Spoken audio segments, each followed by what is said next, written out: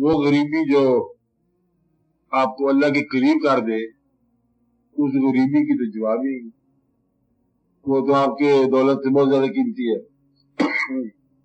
اور وہ غریبی جو آپ کو وہ کفر سکھا دے کہ کیا دیتا ہم نے اس سے کیا دیا ہے، تو وہ غریبی جو ہے نا آپ پر ابتلا ہے، عبرت ہے، اور یہ آپ کو کافر بنا دے گی۔ اس لیے بتایا گیا کہ الفقر و فقری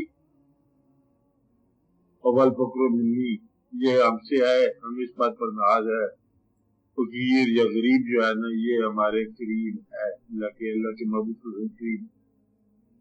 اور قادل فقر و یکون کفرا، ممکن ہے کہ غریبی تجھے کافر بنا دے، تو غریبی کافر بنا دے، مجلس کر دے۔ یعنی کہ جو ابتلا یا غریبی آپ کے اندر امید روشن کر دے وہ اس کی عنایت ہے، اور جو آپ کے اندر مایوسی پیدا کر دے، جو مقام سمجھو کہ پھر وہاں سے آپ کسی اور مقام پہ چلے۔ اس لیے وہ آدمی جانتے ہیں پیغمبر یا اللہ کے قریب رہنے والے کہ یہاں تک تو آزمائش ہو سکتی ہے، یہ آگے جو ہے نا یہ آزمائش کا دور نہیں ہے، یہ کوئی اور ہی کہانی ہے۔ اس لیے یہاں سے مڑ جائے گی بات کہ اللہ میرا جو ہے نا یہ نہیں کرتا جو اب ہو رہا ہے، دوسرا بیٹا بھی جدا ہو جائے، یہ ہو نہیں سکتا، پھر ابد نبوت پر پھر حرف آ جاتا ہے نا۔ ایک بیٹا تو ہے چلا آزمائش کے باغام آ گیا، دوسرا بھی گم ہو جائے تو پھر یہ تو حرف آ گیا۔ تو اس لیے یہ نبی جانتا ہے کہ یہ کیا مقام ہے، اس لیے دوسرے بیٹے کو جو ہے پہلے کو ملنے کے برابر ہے، نوید ہو جاتی ہے۔ تو گویا کہ اس میں راز یہ کھلا کہ کچھ تکالیف ایسی ہوتی ہیں جو نوید کا ابتدا ہوتی ہے۔ اگر پہچان ہو جائے کہ اب یہ تکلیف آئی ہے، بس سمجھو کہ مبارک ہوگی، اس کا سندیش آ گیا ہے، پھر آپ بچ جاتے ہیں۔ نہ سمجھ آئے تو پھر نہیں سمجھنا یہی ہے زندگی میں، کیا سمجھنا، یہی سمجھنا اور کیا سمجھنا۔ یعنی سارنے نہ سارنے کا مطلب کیا ہے کہ اسے مایوس کر دو اپنی رحمت سے، تو رحمت سے مایوس وہ نہیں کرنے دیتا، یہی آپ کے ایمان کی تعریف ہے۔ اور آپ نے یہی بات پہچاننی ہے کہ جس کو آپ ہمت سے زیادہ کہہ رہے ہیں یہ کیا مقام ہے، جو چیز ہو گئی ہے وہ ہمت سے باہر کیسے، اور جو ہو رہا ہے یہ کیا ہو رہا ہے۔ جب میں نے کہا کہ اس کو پہچاننا ہے آپ نے، آپ اپنے آپ پہ کچھ ظلم کرتے ہو اور وہ آپ کی برداشت سے باہر ہو جاتا ہے، خود ہی کبھی خود ہی آپ اپنے آپ کو آزمائش میں ڈال دیتے ہو، جو آپ کی کمٹمنٹ ہے اپنی ذات کے ساتھ، تب بلا وجہ کمٹمنٹ کرتے رہے، آسانی سے بچ سکتے تھے، میں اور شام کو آپ کو بتا نہ وعدہ کرو تو نہ ہو، ایسے وعدہ کر کے جھوٹ ہو گئے بلا وجہ وعدہ۔ بہتر یہ ہے کہتے ہیں کہ وعدوں میں آپ بڑے کنجوس ہو جاؤ اور ایفا میں سخی ہو جاؤ، وعدہ نہ کرو، بالکل نہ کرو۔ تو کچھ لوگ جو وعدے میں جلدی کرتے ہیں اور پورا نہیں کرتے، وہ بلا وجہ مجرم، بلا وجہ پریشانی کا کہ ایسا ہو جائے گا، ایسا کر لیں گے، نہ ایسا کہو، ایسا مت کہو۔ تو ہم نے آدھی زندگی تو پریشان کیا ہے خود ساختہ بیانات دیں گے،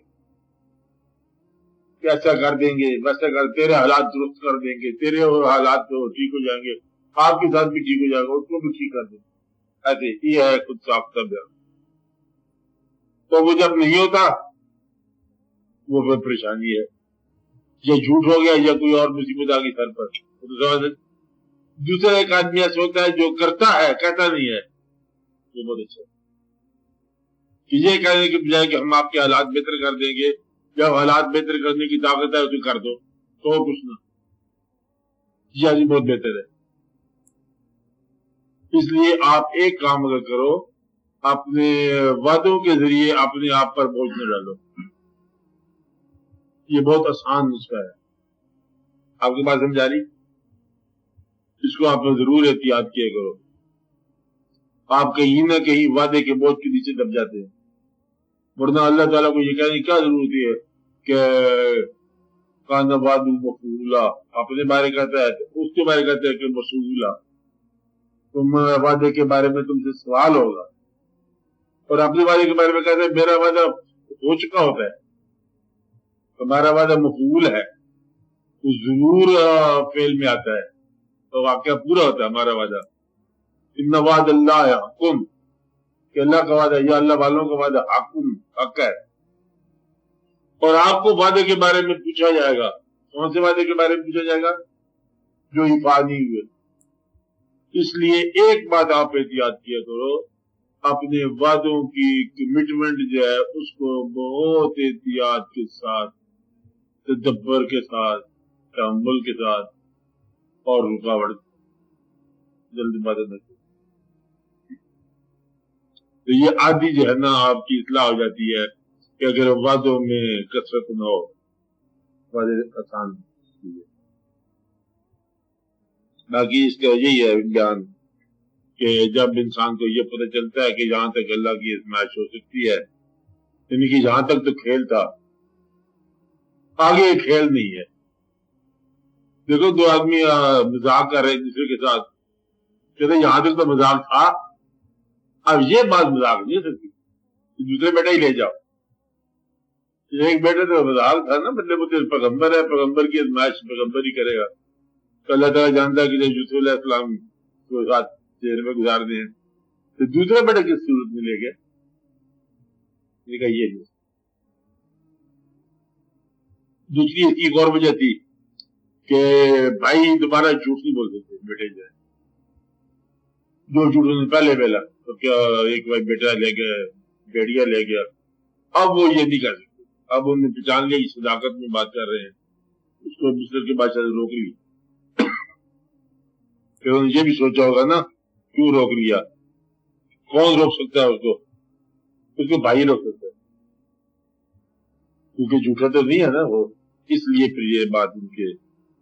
تیسرا، اللہ تعالیٰ نے اپنے دیش میں جب وہ یوسف علیہ السلام کریم کی کنویں میں تھے، اللہ نے نم ظاہر کیا ہوگا، اور بعض اوقات جو ہے وہ دوسری بات اللہ تعالیٰ نے اشکار کر دی ہوگی، پیغمبر ہے اس کے اظہار میں بھی آگئی ہوگی بات، یہ بھی ہو سکتا ہے۔ اس کی بہت ساری وجوہات ہیں۔ ایک وجہ یہ ہے کہ یہ آزمائش سے نکل کے بعد ظلم میں جاتی جو آپ نے بجٹ دی، یہ ہو سکتا ہے۔ آپ کو بات سمجھے کیا کہہ رہے ہیں؟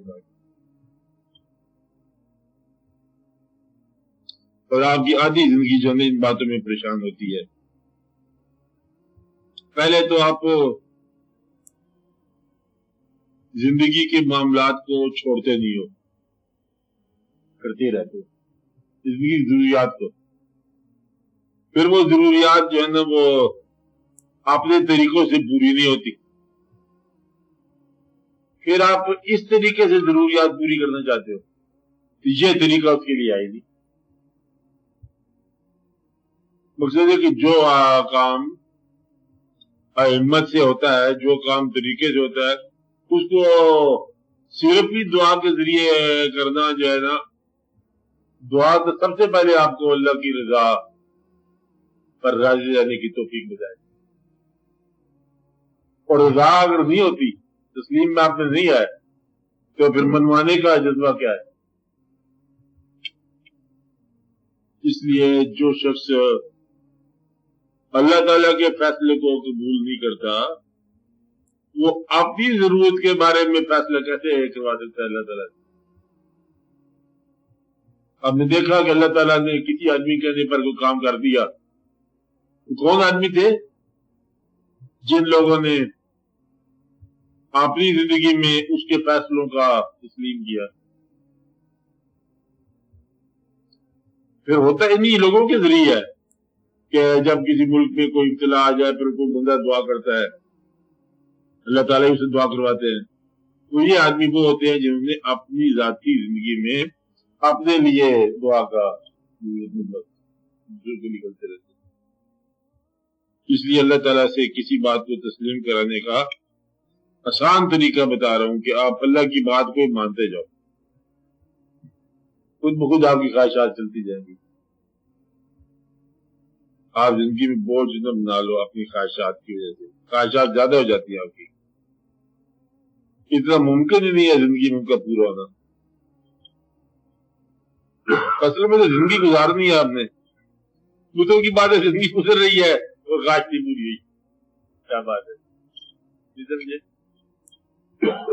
خواہش کیوں دی اللہ نے کہ اسے زندگی گزرے, اور آپ زندگی گزر رہی ہے تو خواہش نہیں پوری ہو رہی. تو وہ خواہش جس کے پورا نہ ہونے سے زندگی ختم نہ ہو, وہ خواہش بھی صحیح نہیں. وہ خواہش جس کے پورا ہونے سے زندگی جاری ہو, وہ خواہش صحیح ہے. بات سمجھ آ رہی نا. تو وہ خواہشات جو ہیں جس سے زندگی میں کوئی فرق نہیں پڑتا, وہ خواہشات نہ بھی پوری ہوتا ابھی زندگی چل جاتی. زندگی اور عبادت یہ کسی خواہش کے ساتھ مشروط نہیں ہے. اب میری بات سمجھ لیں کہ اتنی دولت ہو تو زندگی گزرے گی نہیں, غریب کی بھی گزر جائے گی, امیر کی بھی گزر جائے گی. یا یہ ہے کہ اتنی دولت ہو تو پھر ہم عبادت کریں گے, نہیں. ہر معیار پہ ہر طرح کے لوگوں نے عبادت کی. ہر دور کا آدمی, یہ تو کمال کی بات ہے نا, ہر دور کا آدمی جو ہے نا وہ رویا بھی ہے ہنسا بھی ہے. ہر طبقے کا آدمی جو ہے روتا بھی ہے ہنستا بھی ہے. ہر طرح کا انسان جو ہے خواہشات اس کی پوری بھی ہوتی ہیں, خواہشات رہ بھی جاتی ہیں. اس سے تو بچ ہی نہیں سکتا. کس بات سے؟ آنسو سے اور مسکراہٹ سے بچ نہیں سکتا. غم اور خوشی سے انسان بچ نہیں سکتا. زندگی اور موت سے بچ نہیں سکتا. پھر باقی کیا آزمائش کی ہے اپنے خواہشیں اللہ کے حوالے کرو, یا پوری کر لو پوری خواہشات. اگر پوری بھی نہیں ہوتی, چھوڑی بھی نہیں جاتی, یہ ہے مصیبت. کہ وہ چاہتے وہ چیز ایسی حاصل ہو, لے لو, حاصل کر. حاصل نہیں ہوتی چھوڑ دو. چھوڑی نہیں جاتی سزا بھی.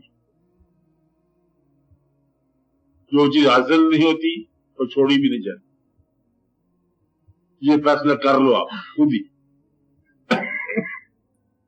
اللہ تعالیٰ مہربانی کرے گا آپ کے فیصلے کے ساتھ.